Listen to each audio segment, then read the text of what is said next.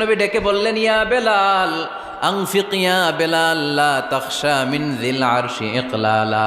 ও বেলাল, আল্লাহর রাস্তায় দান করো, কারণ আমার আল্লাহর ধনভাণ্ডারের কমতি নাই। সাইয়েদনা বেলাল রাদিয়াল্লাহু তাআলা আনহু সবচেয়ে গরিব। শুনতেছেন? বুঝতেছেন? সবচেয়ে গরিব। ডাউন পার্টটা ঢাকার মতো একটা গার্মেন্ট ছিল, একটা কাপড়, এটা পেঁচায় আসতো, নামাজ পড়তো। গায়ে রাখার মতো কোনো জামা নাই, আর খাবার দাবার টাকা পয়সা বলতে নাই। ওই সাহাবীরে বিষ্ণু ইসলাম বললেন, আনফিক বেলাল, বেলাল তুমিও দান করো, তুমিও দাও, দানের হাতকে প্রশস্ত করে দাও।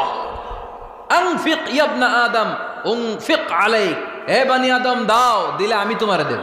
কেজির এটা হুজুরে দিয়ে দিলাম, এরপরে কেউ আমার 20 কেজি দিলে ওইটা ধরবো, ওইটা আবার আরেকজনরে দিব, এরপরে আরেকজন 30 কেজি দিলে ওইটারে ধরবো। কথা বলেন, কথা বলেন, কথা বলেন। এজন্য আল্লাহ বললেন